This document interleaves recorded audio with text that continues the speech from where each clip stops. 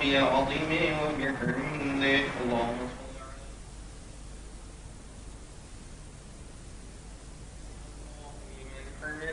الله أكبر.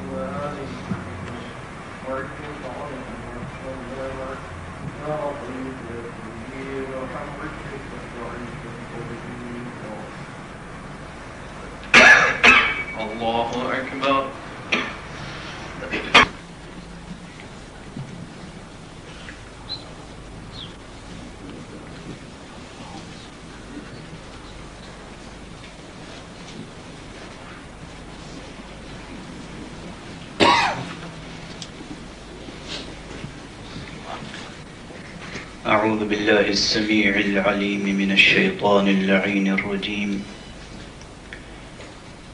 بسم الله الرحمن الرحيم. الحمد لله رب العالمين، والصلاة والسلام على أشرف الخلائق أجمعين، الرسول النبي الأمي الهاشمي سيدنا وشفيعنا بالقاسم المصطفى محمد. اللهم صل على محمد وآل محمد.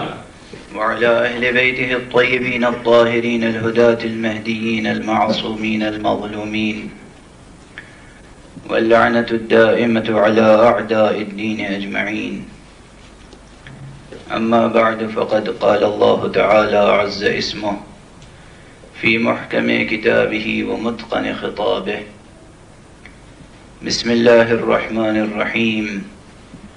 قل إن كنتم تحبون الله فاتبعوني يحببكم الله ويغفر لكم ذنوبكم والله غفور رحيم. صلوات بركاته. اللهم صل على محمد وآل محمد. ایک مرتبہ اور بلند تر صلوات.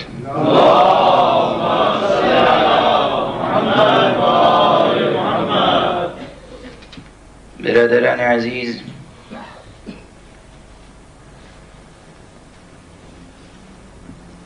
ہمیشہ میرے لیے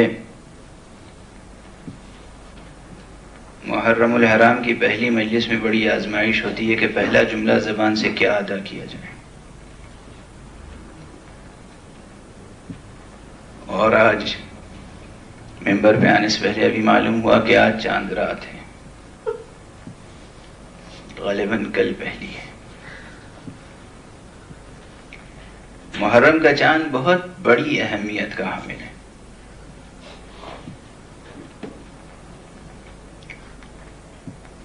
آپ اس بات کا خیال نہ کیجئے کہ میں شروع میں مصائب پڑھوں گا یا درمیان میں یا آخر میں.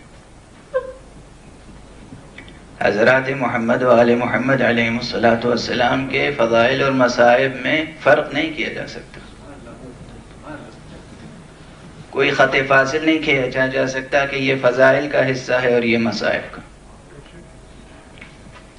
فضیلتیں حاصل ہی نہیں ہوتی جب تک کہ مصیبتوں سے نہ گزرا جائے.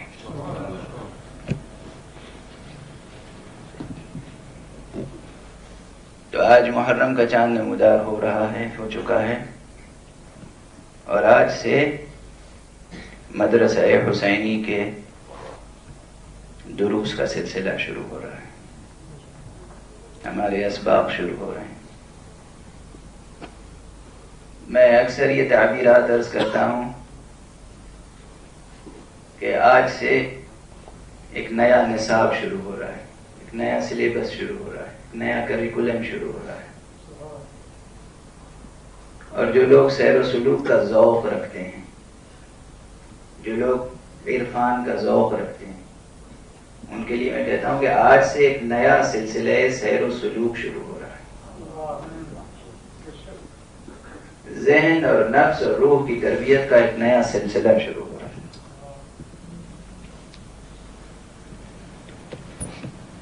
اور اس پورے سلسلے میں جو مرکزی حیثیت ہے جو بنیادی کتاب ہے وہ قرآن مجید ہے۔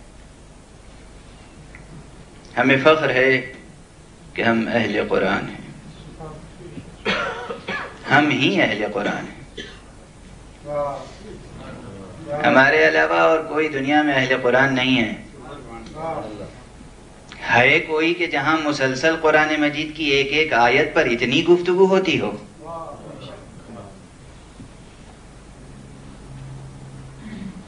دعویٰ کر لینا آسان ہے، لیکن اس دعوے کا طول تاریخ میں ثبوت فراہم کرنا بہت مشکل ہے۔ یہ کہہ دینا کہ ہم نے قرآن کو اختیار کر لیا آسان ہے، اختیار کر کے دکھانا مشکل ہے۔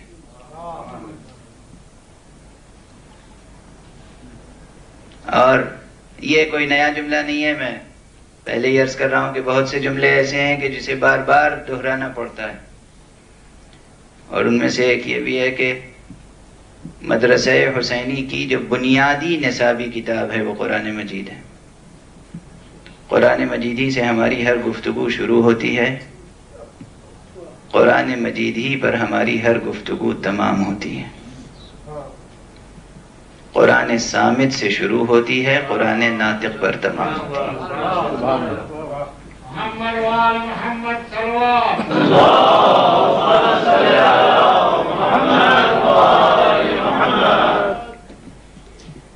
آیت اللہ العظمیٰ امام انقلاب اسلامی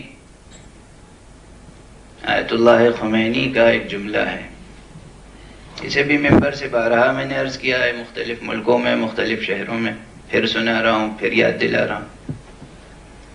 فرماتے ہیں قرآن مجید اتنی بڑی نعمت ہے، اتنی بڑی دولت ہے، ایسا لطف الہی ہے کہ اگر کوئی انسان ساری زندگی، اپنی پوری زندگی خاک پر پیشانی رکھ کر سجدہ شکر ادا کرنا چاہے تو وہ حق شکر ادا نہیں کر سکتا۔ صرف قرآن، اس میں کوئی مبالغہ نہیں ہے، اس میں کوئی ایسا نہیں ہے کہ بات کو بڑھا چڑھا کر شاعرانہ اور خطیبانہ مبالغے سے کام لیا گیا۔ عزیزان گرامی، قرآن کی تلاوت کریں تو اس جملے کی صداقت کو دریافت کریں گے۔ دیکھیے نا، یہ تو سائنٹیفک طریقہ ہے کہ کسی بھی ریئلٹی کو ڈسکور کرنے کے لیے ایکسپیریمنٹ ضروری ہے۔ بغیر تجربے کے تو کوئی ریئلٹی ڈسکور نہیں ہوتی، بغیر تجربے کے تو کوئی حقیقت منکشف نہیں ہوتی۔ کوئی بھی ہائپوتھیسس، کوئی بھی تھیوری، کوئی بھی تصور، کوئی بھی نظریہ، کوئی بھی بیان کرے، سائنٹسٹ بیان کرے یا فقیہ، فرق کیا ہے؟ سائنٹسٹ جب کوئی خیال پیش کرتا ہے تو آپ اسے لیب میں جا کے تجربہ کرتے ہیں۔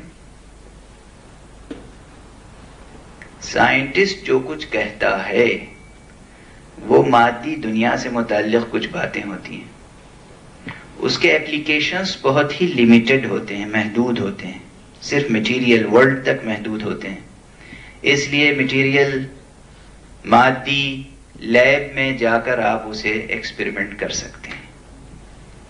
جب کوئی روحانی، جب کوئی فقیہ، جب کوئی مذہبی انسان کوئی بات کہتا ہے، اس کے اپلیکیشنز جو ہیں وہ میٹیریل ورلڈ تک لیمیٹڈ نہیں ہوتے ہیں۔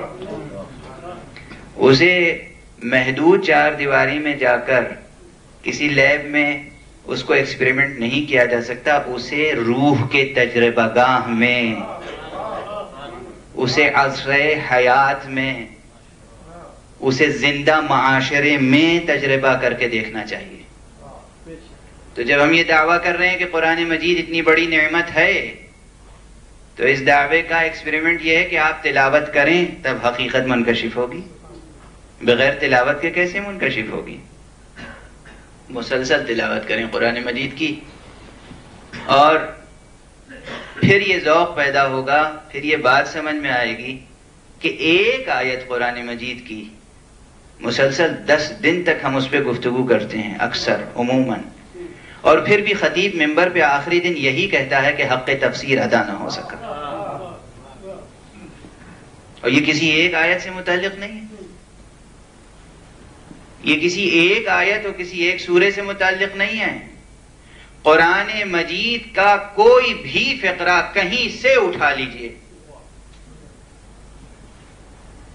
اگر آپ تجربہ گاہ عزا میں آنے کے بعد اس فقرے کو محور فکر بنا لیں گے تو اس کی بے قرانی اجاگر ہوگی. پھر سمجھ میں آ جائے گا کہ کتنی گہرائیاں ہیں اس میں، کتنی وسعتیں ہیں اس میں. یہ شرط ہے کہ فرش عزا پر آئیں، کہیں اور وہ گہرائیاں مل نہیں سکتی.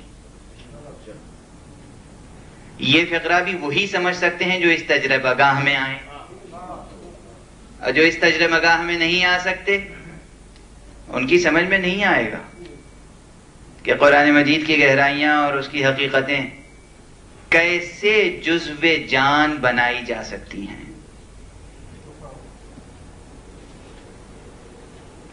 میں ظاہر ہے کہ اولاً واقعاً میری صحت اس سال اس لائق نہیں تھی کہ میں کہیں بھی عشر اعضاء پڑھتا، اور بہت سے موانع تھے، لیکن یہ صرف برادر معظم حجت الاسلام جناب مولانا ذوالقدر صاحب قبلہ کا حکم تھا کہ میں یہاں حاضر ہو گیا. اس لیے زیادہ دیر تک زحمت نہیں دوں گا، انشاءاللہ 40-45 منٹ میں گفتگو تمام کروں گا. کوشش یہ ہوگی کہ باتیں وہ ہوں جو براہ راست آپ کی سمجھ میں آ جائیں. یہ اور بات ہے کہ ہر شخص کے سوچنے کا ایک طریقہ ہوتا ہے، میرے بھی سوچنے کا کوئی طریقہ ہے جس سے آپ واقف ہیں. ہم بنیادی مباحث کو ٹچ ضرور کریں گے. کوئی بھی گفتگو لاجیکل آرگومنٹ کے سہارے سے ہی آگے بڑھتی ہے، کوئی بھی گفتگو فلاسفیکل ایویڈنسز کے سہارے سے ہی آگے بڑھتی ہے. انسانوں کی گفتگو ہے، حیوانوں کی تو نہیں. میں بھی مومنین اور مسلمین کی قید نہیں لگا رہا ہوں. انسان کا امتیاز یہ ہے کہ وہ منطق اور فلسفے کا دامن نہ چھوڑے. لاجیکل آرگومنٹ، منطقی استدلال کے بغیر کوئی بات آگے نہیں بڑھ سکتی. اور حتیٰ کہ محبت سے متعلق بھی گفتگو ہو تو وہاں بھی ایک منطق ضروری ہے. یہ اور بات ہے کہ محبت کی اپنی منطق ہوتی ہے. اور یہ بات جو ابھی میں نے کہی کہ محبت کی اپنی منطق ہوتی ہے، یہ بھی مشہور سا جملہ ہے، چلتا ہوا جملہ ہے، کہہ دیا میں نے. یعنی میں گفتگو یہاں سے شروع کر رہا ہوں، نتیجہ بالکل اس کے برعکس ہوگا. اس لیے کہ اب ایک سوال آپ کے سامنے عرض کروں کہ یہ آیہ شریفہ جو میں نے انتخاب کی ہے یہ کس لیے؟ ادھر مختلف مقامات پر بعض نوجوانوں نے سوال کیا، عجیب عجیب سوال کرتے ہیں، اور میں سوال کا مذاق نہیں اڑا رہا ہوں، سائل کا مذاق نہیں اڑا رہا ہوں. کوئی بھی سوال ہو، کیسا ہی ہو، اس کا استقبال کرنا چاہیے. آپ کو حق ہے کہ جو کچھ بھی نہ معلوم ہو پوچھیں. پوچھنے میں کبھی بھی شرمندگی کا احساس نہیں ہونا چاہیے. بتانے والا بتا نہ سکے تو شرمندگی اس کا نصیب ہے، پوچھنے والے کو کاہے کی شرمندگی. اور دنیا میں یہ بھی ایک مرحلہ ہے کہ ہر فرد یہ دعویٰ بھی نہیں کر سکتا کہ ہم ہر سوال کا جواب دے دیں گے. وہ بھی چند ہی ہستیاں ہیں. یہ دعویٰ بھی جس نے کیا اس کی بھی نصیب میں شرمندگی آئی، اس کی قسمت میں بھی شرمندگی آئی. دعوی سلونی صرف اور صرف مشہور یہ ہے کہ ایک نے کیا، تاریخ میں یہ ہے کہ دو نے کیا. یا امیر المومنین علی ابن ابی طالب علیہ السلام،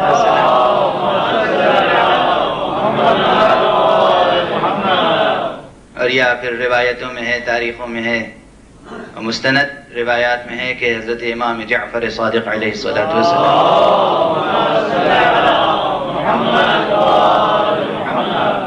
اب میں ایک ہی جملہ بار بار دہراتا رہوں تو ایک ہی جملے میں مجلس ختم ہو جائے گی. لیکن یہ یاد رکھیں کہ میں نے جو جملہ قرآن مجید کے لیے کہا تھا کہ قرآن اتنی بڑی نعمت ہے کہ اگر پوری زندگی انسان ایک سجدہ شکر میں گزار کر حق شکر ادا کرنا چاہے تو حق ادا نہیں ہو سکتا. اسی طرح علی اتنی بڑی نعمت ہے کہ اگر اس نعمت کے حصول پر اور اس اصل نعمت کے حصول پر نہیں بلکہ ذات علی سے نسبت کی نعمت کے حصول پر اگر آپ ساری زندگی شکر ادا کرتے رہیں تو حق شکر ادا نہیں ہو سکتا. امام صادق علیہ الصلوۃ والسلام کا نام لیا میں نے اس لیے ان کے متعلق بھی عرض کروں کہ یہی کیفیت ہے. اور جتنے بھی انبیاء ہیں آدم سے لے کر حضرت خاتم صلی اللہ علیہ وآلہ وسلم تک،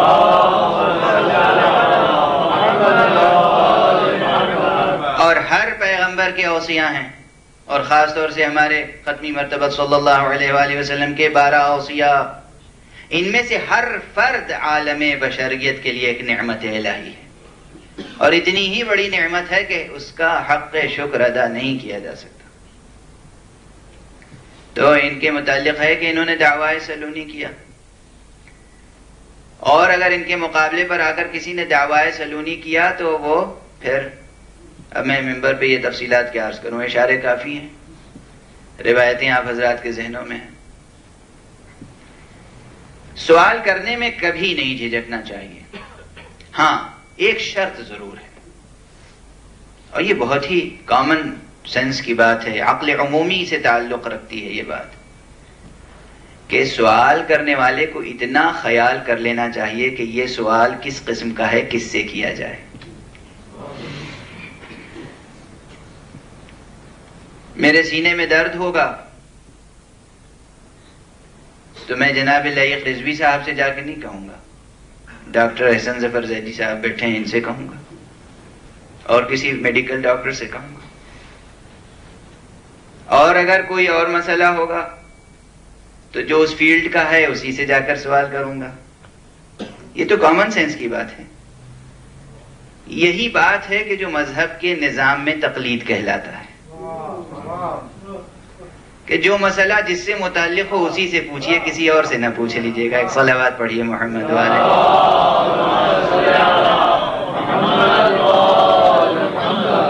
اس میں کوئی بہت زیادہ بحث کی ضرورت نہیں، کسی زیادہ زیر بار ہونے کی ضرورت نہیں. اتنی سی بات ہے، کامن سینس کی بات ہے کہ جو جس فیلڈ سے متعلق ہو اس سے وہ بات پوچھی جائے. اور ایسا کوئی نہیں ہے سوائے اللہ کے نمائندوں کے کہ جو ہر فیلڈ میں مہارت رکھتا ہو.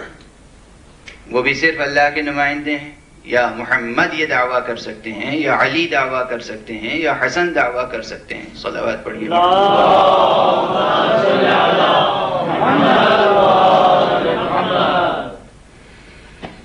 تو بہرحال اب جو سوال ہے وہ عرض کر دوں. سوال یہ ہے کہ بڑی سنجیدگی سے سوال کیا کہ یہ فرمائیے کہ کرسچینٹی کی تبلیغ میں اور بائبل میں سب سے زیادہ تذکرہ محبت کا ہوتا ہے، لو اور محبت، یہ پیغام ہے.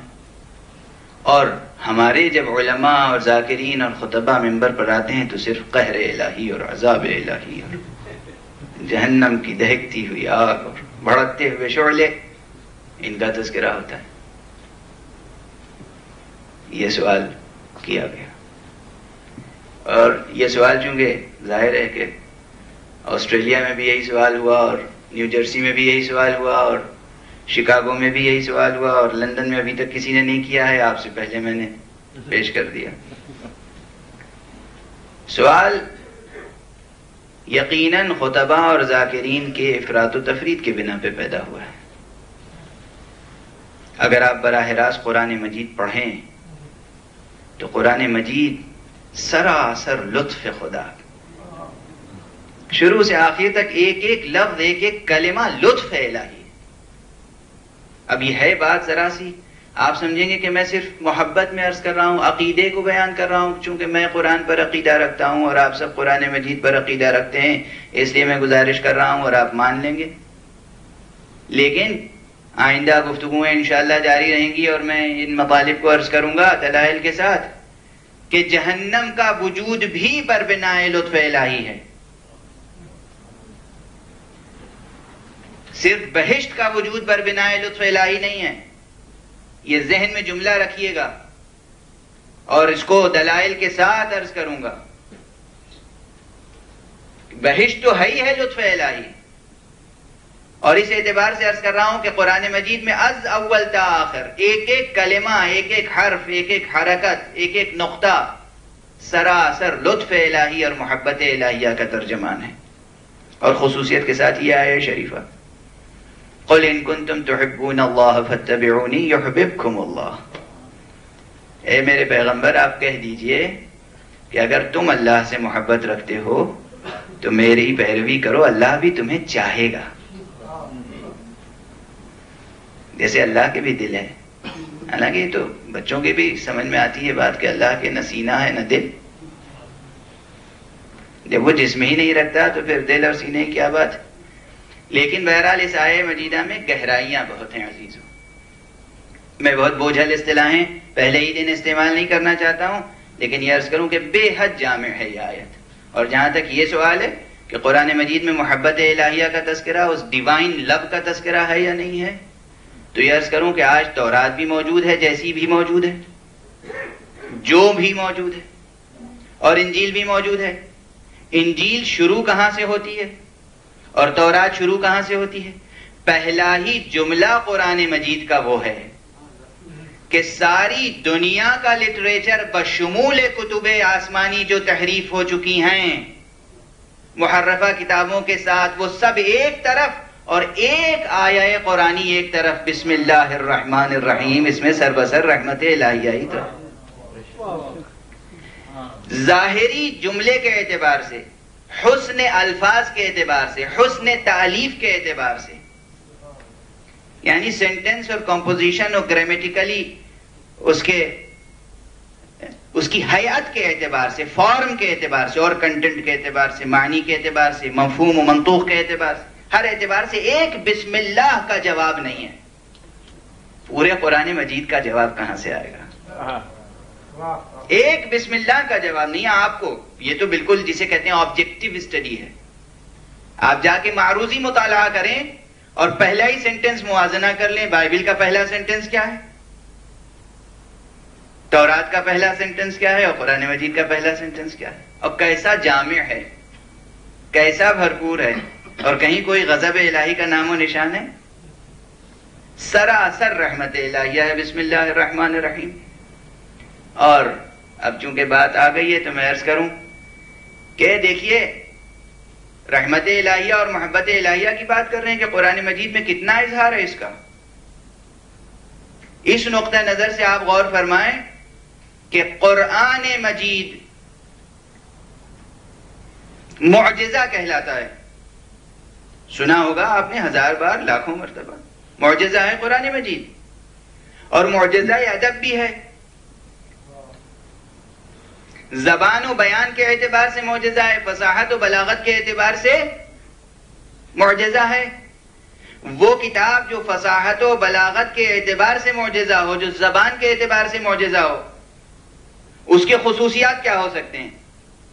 سب سے پہلی خصوصیت تو یہ ہوتی ہے کہ کم سے کم الفاظ میں زیادہ سے زیادہ معنی پیش کر دیے جائیں.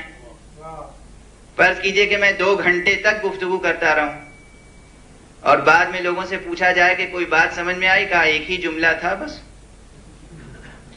باقی تو کوئی بات تھی نہیں. تو 2 گھنٹے تک کی گفتگو سب ادب کا حصہ نہیں بنے گی. اگر ہاں 10 منٹ اور 20 منٹ اور 40 منٹ کی گفتگو ہو اور اس میں اتنی بات کہہ دی جائے کہ بعد میں اسٹوڈنٹس جو ہیں وہ اس پہ غور کرتے رہیں اور ریسرچ کرتے رہیں اور لائبریری جانے کی ضرورت پڑے، تو کہا جائے گا کہ ہاں مختصر گفتگو تھی لیکن بات کچھ سمجھ میں آئی. جتنے بھی ادب پارے ہیں، جو کچھ بھی شاہکار ادب ہے، اس میں ایجاز پہلی شرط ہے. بات مختصر ہو اور مکمل ہو، الفاظ کم سے کم تر ہوں، معانی زیادہ سے زیادہ ہوں. غور فرما رہے ہیں آپ؟ اور کوئی بھی بڑا ادیب یا بڑا شاعر جب اپنا مجموعہ کلام مرتب کر کے شائع کرتا ہے تو پہلے یہ کرتا ہے اہتمام کہ جو اس میں مکرر باتیں ہیں انہیں حذف کر دیتا ہے. غور فرما رہے ہیں آپ؟ اب میں اکثر ایسے ہی اردو ادب کی مثالیں دے دیتا ہوں. غالب بہت بڑے شاعر مشہور ہیں. کہا جاتا ہے کہ غالب کا کلام بہت زیادہ تھا اور وہ بعد میں چھپا بھی. نسخہ عرشی چھپ گیا اور نسخہ حمیدیہ چھپ گیا اور بہت سے نسخے چھپ گئے.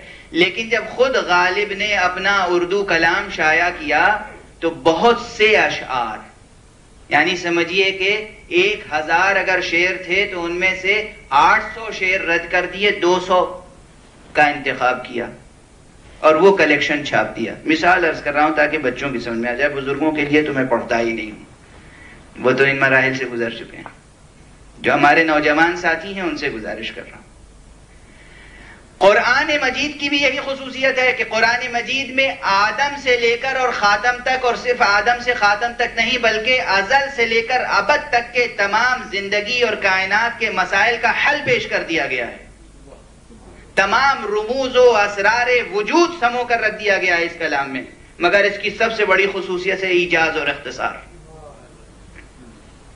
اور یہ اسی لندن کا واقعہ ہے. اب میں اس واقعے کو زبان پہ آ گیا ہے تو ذہن میں آ گیا ہے تو نقل کر دوں. شاید اس سے پہلے بھی نشست میں کہیں میں نے عرض کیا تھا کہ یہیں محمدی ٹرسٹ تک گئے تھے ہم ملاقات کے لیے اور ٹرسٹ کو دیکھنے کے لیے. وہاں سے واپس آئے تو ایک مجبوری تھی، کسی لوکل ٹیکسی کا سہارا لیا گیا. جب میں ٹیکسی میں بیٹھ گیا تو وہ جو ڈرائیو کر رہے تھے وہ یہیں کے تھے، لوکل برٹش. میں نے پوچھا کہ صاحب اگر آپ کچھ خیال نہ فرمائیں تو میں سوالات کروں برٹش کلچر کے بارے میں، آپ کی کنٹری کے بارے میں.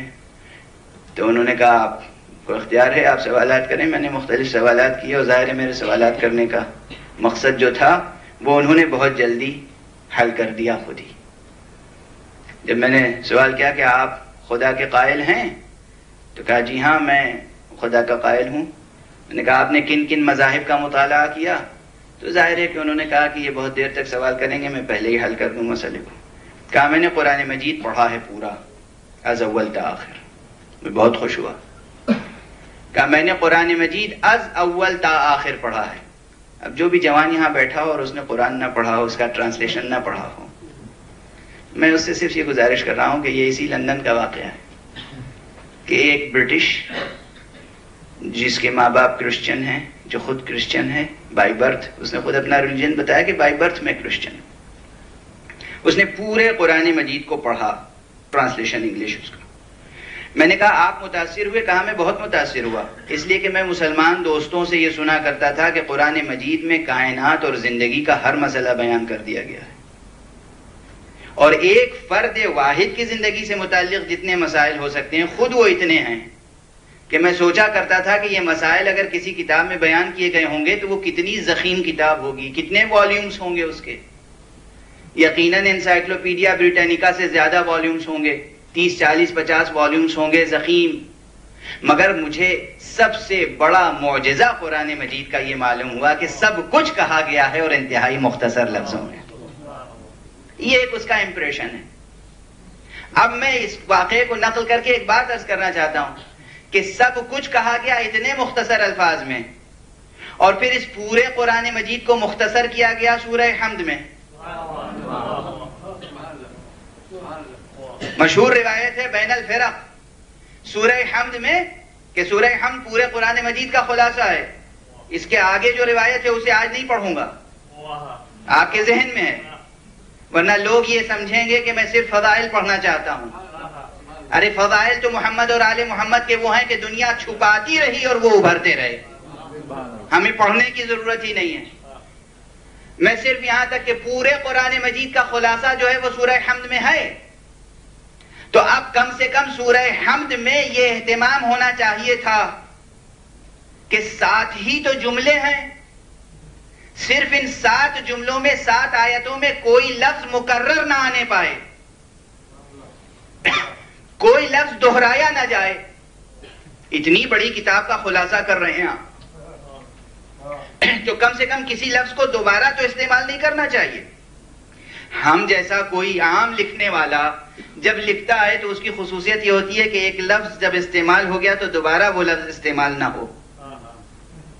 یہ اچھی پروز کی، اچھی پوئٹری کی ایک کوالٹی سمجھی جاتی ہے کہ کوئی ایک لفظ دوبارہ استعمال نہ کیا جائے، ریپیٹیشن سے بچا جائے. غور فرمائیں آپ، پورے قرآن مجید کا خلاصہ سورہ حمد میں پیش کیا گیا، اور اس سورہ حمد میں صرف 2 الفاظ وہ ہیں کہ جو کہ دوبارہ رکھ دیے گئے. بسم اللہ الرحمن الرحیم، الحمد للہ رب العالمین، الرحمن الرحیم. یہ الرحمن الرحیم 2 الفاظ ایسے ہیں کہ جو فوراً ہی مکرر رکھ دیے گئے. اس کے معنی سمجھ لیجئے کہ اتنی ضخیم کتاب کا جب خلاصہ تیار کیا گیا تو رحمت الہیہ کا تقاضا یہ تھا کہ یہ پیغام رحمت ہے، اس لیے اسے زیادہ نمایاں ہونا چاہیے. غیظ و غضب کہاں نظر آتا ہے آپ کو؟ پروردگار نے آپ کے لیے کہاں شعلے بھڑکائے ہیں جہنم کے؟ پروردگار نے تو اپنی رحمتوں کی بارش فرمائی ہے. اب یہاں پر ایک پہلو اور ضرور ہے اس کا، یہ تو ظاہری، بالکل ہی ظاہری بات تھی. اب یہاں پر ذرا سی گہرائی میں اترنے کی کوشش کر لی جائے، اور وہ یہ ہے کہ اگر یہ 2 مرتبہ آیا تو اس کی کوئی حکمت تو ہوگی. آیت اللہ العظمیٰ خمینی طاب ثراہ کی تفسیر کا پھر سہارا لے رہا ہوں. ان کی ایک تفسیر سورہ حمد مشہور ہے، جو انقلاب کے بعد انہوں نے ٹیلی ویژن پر تفسیر بیان کرنا شروع کی تھی اور وہ مکمل نہ کر سکے. اس تفسیر میں کہا جاتا ہے کہ پورے سورہ حمد کی تفسیر ہے، لیکن جب پڑھیے غور سے تو وہ پورے سورہ حمد کی تفسیر نہیں ہے، وہ صرف بسم اللہ کی تفسیر ہے. صرف 2 الفاظ بسم اللہ، اسم اللہ، اس کی تفسیر ہے. اور اس سوال پر تفسیر کا سلسلہ رک گیا ہے کہ اسم اللہ میں، بسم اللہ الرحمن الرحیم میں جو بسم اللہ کے بعد الرحمن اور الرحیم ہے، یہ اللہ کی صفت ہے یا اسم اللہ کی صفت؟ یہ عربی گرامر کا ایک مسئلہ ہے. اسم اللہ کی صفت ہے یا اللہ کی صفت ہے؟ یعنی اسم کو الرحمن کہہ رہے ہیں، اسم کو الرحیم کہہ رہے ہیں، یا اللہ کو الرحمن کہہ رہے ہیں، اللہ کو الرحیم کہہ رہے ہیں؟ ظاہر ہے کہ ٹیکسٹ کو جب آپ پڑھیں گے، مطالعہ کریں گے تو یہ سوال ابھرے گا. یہ سوال تشنہ جواب رہ جاتا. اب اس پر بھی شرک اور کفر کا فتویٰ نہ لگا دیجئے گا. میں عرض کروں کہ یہ 2 مرتبہ جو الرحمن اور الرحیم استعمال ہوا، یہ غالباً اسی لیے کہ پروردگار اعلان فرما رہا تھا کہ جس طرح میں الرحمن اور الرحیم ہوں، اسی طرح میرے اسماء بھی رحمان اور رحیم ہیں. یعنی بسم اللہ الرحمن الرحیم میں جو الرحمن اور الرحیم استعمال ہوا وہ اسم کے لیے استعمال ہوا، اور الحمدللہ رب العالمین کے بعد جو الرحمن الرحیم استعمال ہوا یہ اللہ اور ذات کے لیے استعمال ہوا. ایک صلوات پڑھیں محمد والے.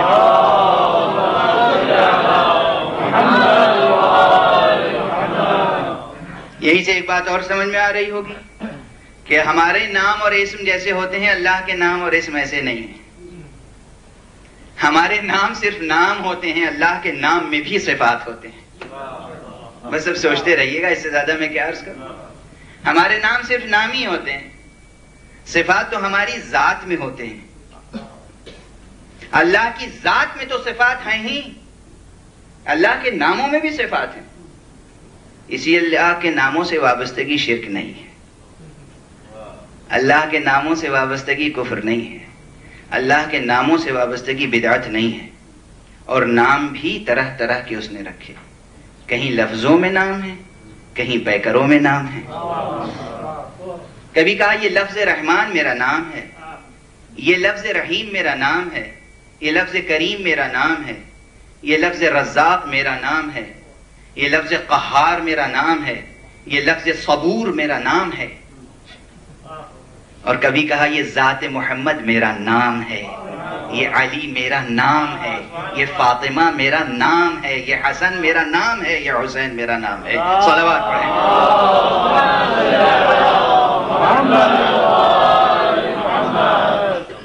اب اگر کوئی یا رحیمو کہتا رہے تو شرک نہیں ہے، یا علیو کہتا رہے تو شرک نہیں ہے. صلوات پڑھیے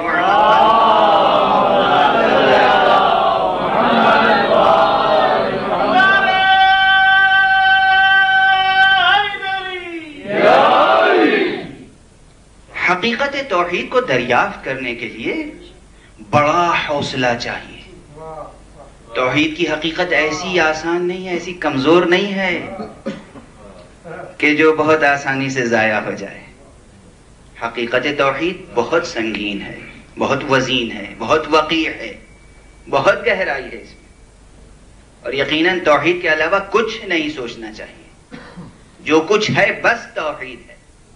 مگر توحید کو سمجھنے کے بعد آپ اندازہ کریں گے کہ ہاں، پروردگار سے وابستگی، اللہ سے وابستگی، اسم اللہ سے وابستگی کے بغیر ممکن نہیں ہے. یہ ہماری مجبوری ہے، یہ بشریت کی مجبوری ہے، یہ انسان کی مجبوری ہے کہ بغیر اس کے ممکن نہیں ہے کہ ہم پروردگار عالم تک پہنچ سکیں. اصل ذات باری تعالی ہے. بہرحال اب اس وقت صرف اس سوال کو دہراؤں کہ اب کسی بھی ذہن میں اگر یہ سوال اٹھے کہ قرآن مجید میں رحمت الہیہ کا بیان ہے یا نہیں، محبت الہیہ کا بیان ہے یا نہیں، ڈیوائن لو کا تذکرہ ہے یا نہیں، اور ہے تو کتنا ہے، تو بسم اللہ یاد رکھیے گا.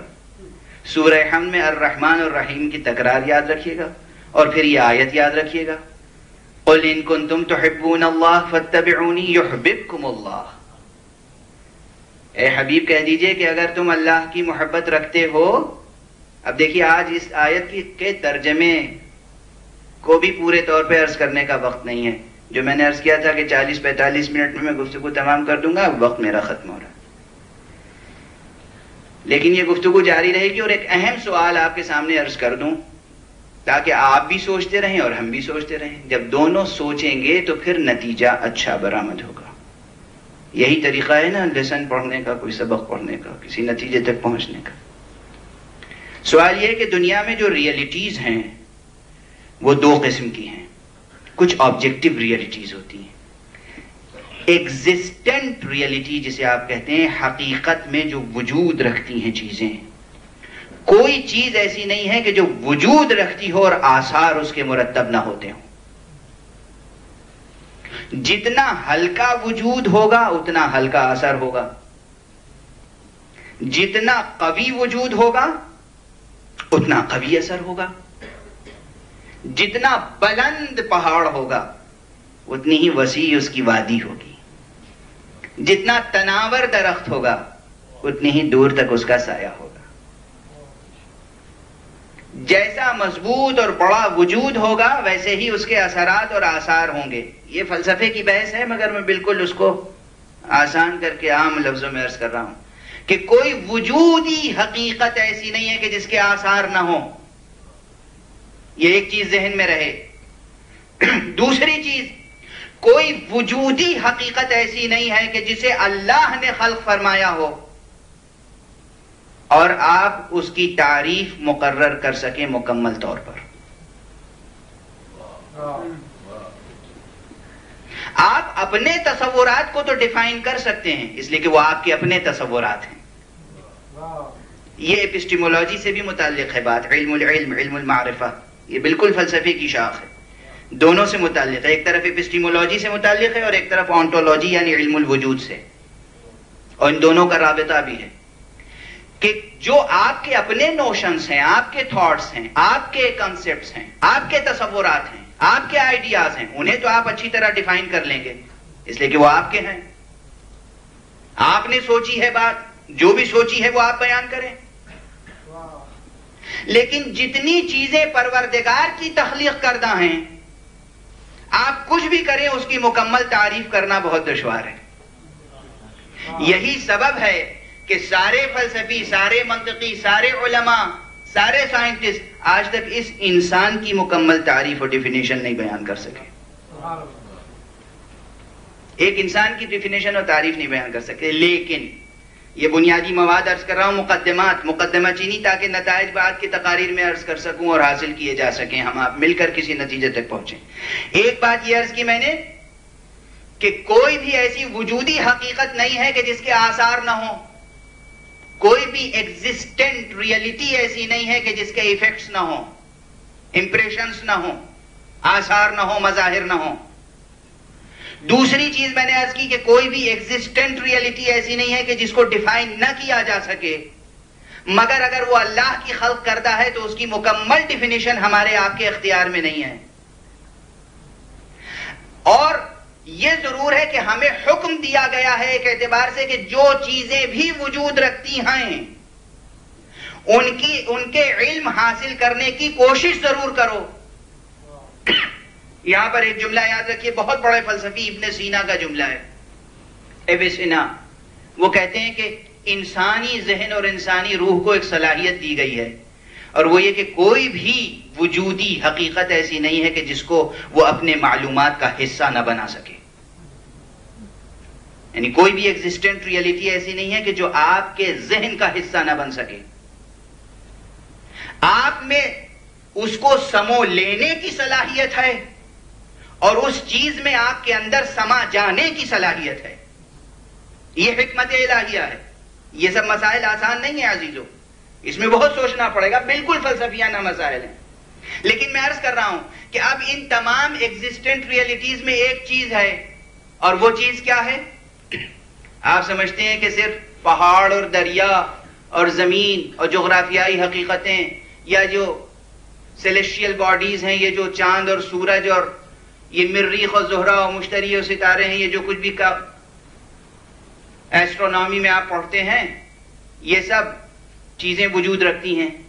اس کے علاوہ بھی بہت سی چیزیں وجود رکھتی ہیں جن چیزوں کو آپ حواس خمسہ کی مدد سے محسوس نہیں کر سکتے براہ راست، لیکن آپ کے پرسپشن میں کسی نہ کسی حد پر آ جاتی ہیں، وہ بھی وجود رکھتی ہیں. یعنی ایک تو یہ ہے کہ آپ نے چھو کے دیکھ لیا، آپ نے چکھ کے دیکھ لیا، آپ نے دیکھ لیا، آپ نے سونگھ لیا، آپ نے سن لیا آواز. یہ جو حواس خمسہ ہیں، جو 5 سینسز ہیں، ان کے دائرہ اختیار میں جو ریئلٹیز آتی ہیں وہ تو ہیں فزیکل ریئلٹیز. لیکن کچھ چیزیں جو اس حواس خمسہ کے دائرے میں نہیں آتی لیکن وہ بھی ایگزسٹنٹ ہیں، وہ بھی وجود رکھتی ہیں، وہ کسی نہ کسی طرح آپ کے پرسپشن کے دائرے میں آ سکتی ہیں. ان کے بھی وجود کا اعتراف کرنا پڑے گا کہ وہ بھی ایگزسٹنٹ ہیں، وجود رکھتی ہیں، وجود کا ایک حصہ اور حظ اور نصیب انہیں حاصل ہے. اور آپ پوچھیں گے کہ وہ کیا چیزیں ہیں؟ میں کہوں گا محبت ان میں سے ایک مثال ہے. کوئی ہے اس مجمع میں جو کہے محبت وجود نہیں رکھتی؟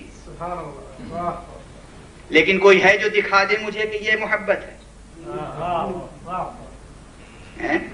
کوئی صاحب کھڑے ہو جائیں کہیں محبت وجود نہیں رکھتی. کیا چیز ہے محبت؟ وہم ہے، گمان ہے. ہر شخص دعوے دار ہے کہ میرے سینے میں محبت ہے، میرے دل میں محبت ہے، میرے اندر محبت ہے. ارے ماں باپ کی محبت ہے، اب ہم تو وہیں سے گفتگو شروع کرتے ہیں.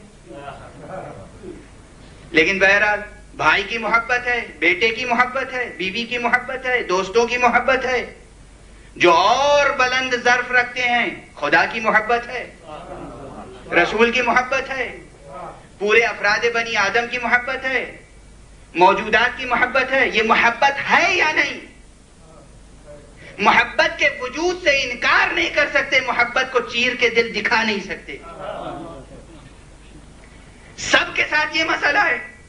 اس کے معنی صرف محبت ہی کے اگر آپ قائل ہو جائیں تو فزکس کے ساتھ ساتھ میٹا فزیکل ریئلٹیز کے قائل ہونا پڑے گا. ماننا پڑے گا کہ کچھ ایسی چیزیں ہیں کہ جو حواس خمسہ سے ہٹ کر بھی ہیں. اب اس سوال کو رکھیں کہ محبت ایک ایگزسٹنٹ ریئلٹی ہے، اور جب ایک ایگزسٹنٹ ریئلٹی ہے تو اس کے آثار ہوں گے. اب وہ آثار جو ہیں، اب ظاہر سی بات ہے کہ جب کوئی چیز ہے، میں نے کہا جتنا بلند پہاڑ ہوگا اتنی ہی وسیع وادی ہوگی، جتنا تناور درخت ہوگا اتنی ہی دور تک اس کا سایہ ہوگا. یہ تو ممکن نہیں ہے کہ درخت ہو اور سایہ نہ ہو، یہ ممکن نہیں ہے. اور جب یہ ممکن نہیں ہے کہ درخت ہو اور سایہ نہ ہو، چونکہ درخت ایک ایگزسٹنٹ ریئلٹی ہے تو محبت بھی ایک ایگزسٹنٹ ریئلٹی ہے. اور جب محبت ایگزسٹ کر رہی ہے، وجود کر رہی ہے، تو اس کے آثار ہوں گے. اور ناممکن ہے کہ محبت ہو اور اس کے آثار نہ ہو، اور اگر آثار نہیں ہیں تو ماننا پڑے گا کہ محبت نہیں ہے. آپ اپنے گھر کی زندگی سے شروع کریں. کوئی صاحب عاشق جاباز ہونے کا دعویٰ کریں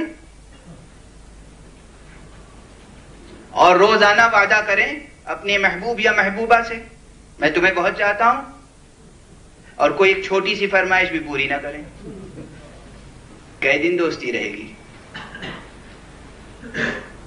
میں بہت ہلکی مثالیں دے رہا ہوں. عام طور پہ مشہور یہ ہے کہ میں بہت ہی بوجھل مثالیں دیا کرتا ہوں. یہ کچھ طبیعت بھی ہلکی ہے تو بات بھی ہلکی ہلکی کر رہا ہوں. محمد وآل محمد صلوات.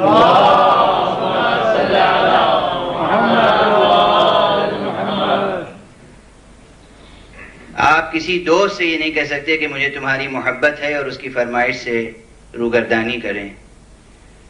اور یہ تو ادنا درجے کی محبت ہے کہ جب فرمائش کے بعد فرمائش پوری کی جائے. جب محبت کمال کے درجے پہ پہنچتی ہے تو فرمائش نہیں ہوتی, فرمائش سے پہلے بات پوری کر دی جاتی ہے. یہ ہماری اور آپ کی زندگی کا روز مرہ کا تجربہ ہے. ہم اپنے محبوب کو, اپنے معشوق کو, اپنے چاہنے والوں کو, اپنے چہیتوں کو آبزرو کرتے ہیں انہیں پسند کیا ہے, اور جب دیکھ لیتے ہیں کہ انہیں پسند کیا ہے تو پھر ان کی خدمت میں وہی پیش کرتے ہیں کہ یہ پسند ہے تو یہ آپ کے لیے ہم لے آئے. وہ لاکھ کہیں اس کی ضرورت کیا تھی, ارے آپ آ گئے یہی کافی ہے, آپ سے ملاقات ہو گئی یہی بہت ہے. مگر کہیں گے نہیں وہ تو آپ کی بلندی ہے. مگر ہم آ رہے تھے تو دل نے یہ چاہا کہ ہم آپ کے لیے کوئی ہدیہ لے آئیں. اور فرمایا آپ نے. اب آپ دیکھیے کہ محمد مصطفیٰ صلی اللہ علیہ وآلہ وسلم سے اگر محبت ہے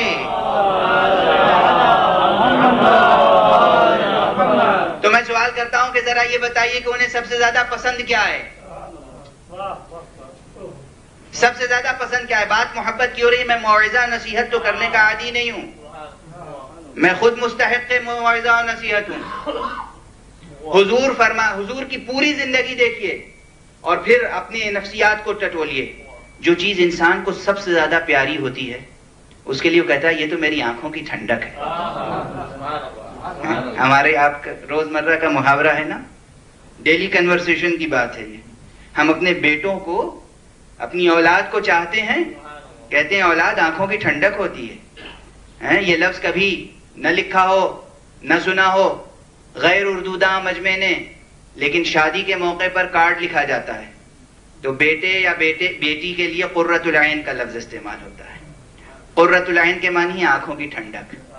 بیٹی قرۃ العین ہے, بیٹا قرۃ العین ہے, آنکھوں کی ٹھنڈک ہے.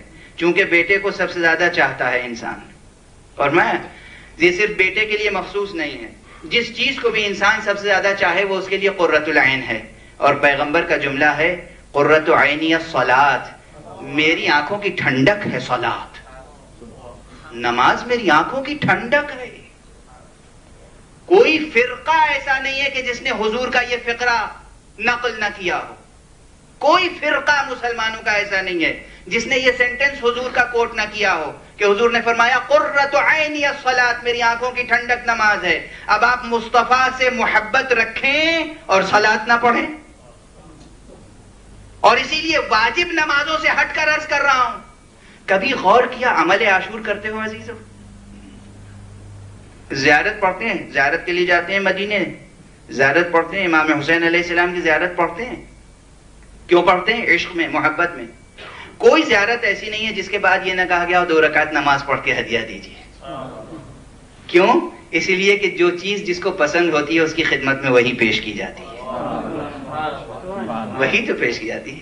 حضور کو اگر نماز پسند ہے تو ہم حضور کی خدمت میں نماز پیش کرتے ہیں, جیسی بھی ہے, جیسی بھی ہے.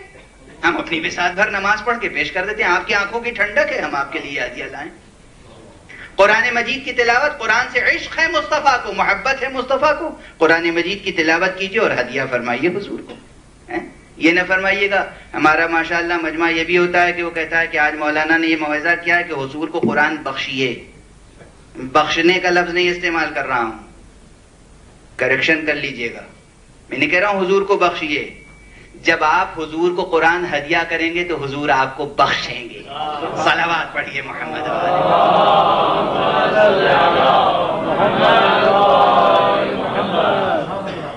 اگر آپ کو خود کو بخشوانا ہے، اپنی بخشش چاہیے، تو حضور کو ہدیہ پہنچائیے. نماز کا ہدیہ، زیارت کا ہدیہ، قرآن کا ہدیہ، اور پھر عزاداری کا ہدیہ. یہ بھی ہدیہ ہے. یہ ذکر پسند ہے پیغمبر صلی اللہ علیہ وسلم، یہ ذکر بہت پسند ہے. حکم فرمایا ہے ذکر کرو، علی کے فضائل کا ذکر کرو، حسین کے مصائب کا ذکر کرو. محبت کا تقاضا ہے، محبت ہے اگر محمد اور آل محمد سے تو یہ ذکر ہوگا. محبت ہے تو بے اختیار آنسو بہیں گے. دنیا کہتی ہے کہ ہم روتے نہیں ہیں مگر ہمارے دل میں محبت ہے، ہم ماتم نہیں کرتے ہیں مگر ہمیں محبت ہے. اس سلسلے میں 2 مصرے صرف عرض کر سکتا ہوں. تشنہ خون اہتمام چشم نم کرتے نہیں، تشنہ خون اہتمام چشم نم کرتے نہیں. ظلم جو کرتے ہیں دنیا میں وہ غم کرتے نہیں. غم نہ کرنا یہ محبت کی دلیل نہیں ہے، یہ ستمگر ہونے کی دلیل ہے، یہ ظالم ہونے کی دلیل ہے. ہاں، آداب محبت میں یہ کہا گیا کہ آداب محبت میں ضبط غم کیا جاتا ہے. ضبط غم ایک اعزاز ہے، مگر اس سلسلے میں بھی کہا جا سکتا ہے کہ کرتے ہیں اہل محبت ضبط غم، لیکن کبھی کرتے ہیں اہل محبت ضبط غم، لیکن کبھی ضبط غم کو پردہ اہل ستم کرتے نہیں. یہ نہیں ہے کہ آپ ضبط غم کو اہل ستم کا پردہ کریں. جب بھی چاند نمودار ہوگا چاند کا محرم کا، جب بھی پہلی آئے گی محرم کی، جب بھی 29ویں اور 28ویں آئے گی رجب کی،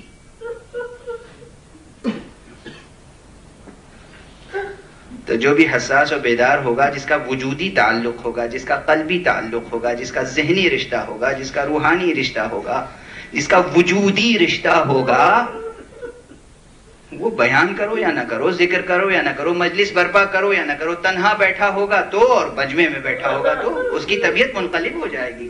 28 رجب ہے آج، اس کا مطلب آج میرا مولا جو ہے وہ مدینے سے نکل رہا ہے. 29 ذی الحجہ ہے آج، اس کا مطلب آج محرم کا چاند ہونے والا ہے. جب پہلی محرم آئے گی تو خیال ہوگا کہ حسین کربلا سے قریب پہنچ چکے. دوسری محرم آئے گی تو خیال ہوگا حسین آج کربلا میں پہنچ رہے ہیں.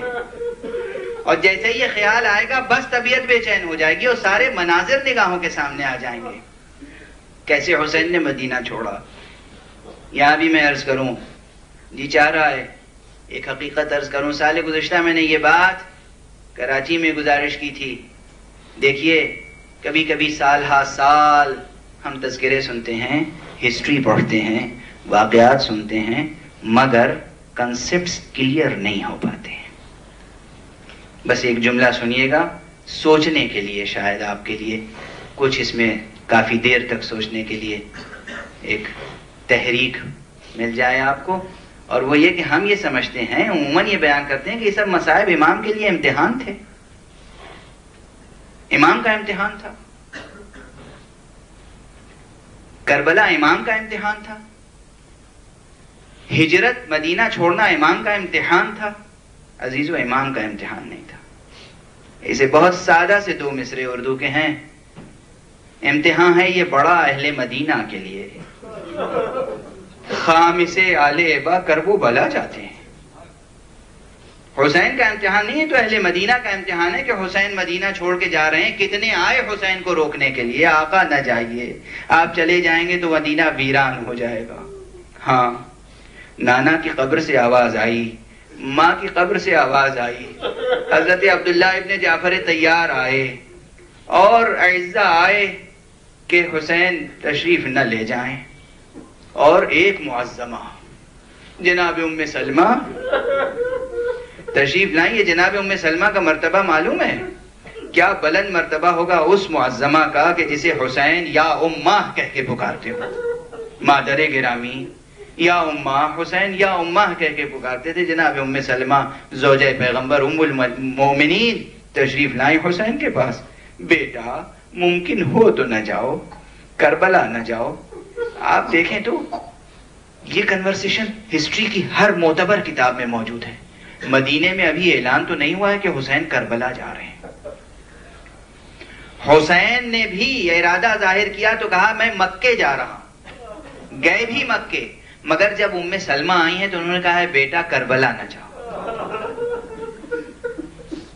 اور اس کے بعد جناب امام حسین علیہ السلام نے فرمایا یا امہ مادر گرامی، بھلا ممکن ہے کہ میں اس سفر کو ٹال دوں؟ آپ کے پاس وہ مٹی تو امانت کے طور پر رکھی ہوگی جو میرے نانا نے، جد امجد نے، پیغمبر اکرم نے آپ کے سپرد کی ہے. کربلا کی وہ مٹی جو شیشی میں بند رکھی ہے، ذرا وہ لے آئیے، اور اب میں پھر ایک مٹھی خاک آپ کے سپرد کر رہا ہوں، اسے اس کے ساتھ رکھ لیجئے. جب یہ مٹی خون ہو جائے تو سمجھیے گا کہ آپ کا بیٹا حسین دنیا میں نہیں رہ گیا، شہید ہو گیا. حسین مظلوم نے ایک مرتبہ اشارہ فرمایا، تمام زمینیں پست ہوئیں، زمین کربلا بلند ہوئی، دست مبارک بڑھایا. یہ معجزہ ہے امام کا، یہ مقام فضائل میں بیان ہونا چاہیے. معجزہ ہے، تصرف فرما رہے ہیں، کائنات پر تصرف ہے، عالم مادہ پر تصرف ہے. مدینے میں بیٹھ کر کربلا کی خاک دانی کے حوالے کر رہے ہیں، مگر ہم مجبور ہیں کہ اسے مصائب میں بیان کریں، اس لیے کہ فضائل میں بیان کریں گے تو بھی آنکھیں آنسو بہانے پر مجبور ہو جائیں گے. حسین نے وہ خاک سپرد کی، اور اس کے بعد اہل مدینہ کے سروں پر خاک. حسین مدینے سے چلے. ہاں، چلتے وقت ابھی ذاکر اول سے پروفیسر رضوی صاحب سے آپ نے سنا کیا کیا مناظر پیش آئے ہیں، کیا کیا مناظر پیش آئے ہیں. وہ جناب عروہ غفاری ہیں، وہ جناب عروہ غفاری ہیں جن کا واقعہ آپ نے ذاکر اول سے سنا. یہ پیغمبر کے بزرگ صحابی ہیں، بزرگ صحابی ہیں، گراں گوش ہو چکے ہیں. کہتے ہیں کہ انہیں جب آسمان پہ بجلی کڑکتی تھی، بادل گرجتے تھے تو اس کی آواز بھی سنائی نہیں دیتی تھی، مگر جس شب حسین مدینہ چھوڑ رہے تھے، سوتے سے یہ بوڑھا صحابی جاگا، چونکا، اور اٹھنے کے بعد اپنے گھر والوں سے پوچھا کہ بات کیا ہے؟ آج میرے کانوں میں رونے کی آواز چلی آ رہی ہے، شور گریہ بلند ہے. گھر والوں نے کہا تمہیں معلوم نہیں، حسین فرزند فاطمہ مدینہ چھوڑ کر مکے کی سمت گیا. انا للہ و انا الیہ راجعون، رضا بقضائہ و تسلیما لامرہ. پروردگار ہمیں علوم قرآن اور معارف اہل بیت سے آشنا فرما. مالک ہماری قوم کو تہذیب آل محمد کے سانچے میں ڈھال دے. پروردگار ہمیں ذکر معارف قرآن اور ذکر سیرت و فضائل و مناقب اہل بیت بیان کرنے کا سلیقہ عطا فرما. معبود اپنے تذکرہ محبت کو دور دور تک پہنچانے کی ہمیں توفیق کرامت فرما. معبود جتنے لوگ اس قرۂ ارض پر جہاں جہاں بھی ذکر امام کے اہتمام میں مصروف ہیں، ان کی زندگیوں میں برکت عطا فرما، ان کی روزیوں میں برکت عطا فرما، ان کے علم و ایمان میں برکت عطا فرما. پروردگار ہمارے کردار کو اور ہمارے اعتقاد کو ایسا مستحکم بنا دے کہ ہم اپنے سلطان زماں کو آواز دے سکیں. آقا ظہور فرمائیں. ہم آپ کے ہم رکاب دشمنان دین اور دشمنان انسانیت سے جنگ اور جہاد کے لیے تیار ہیں.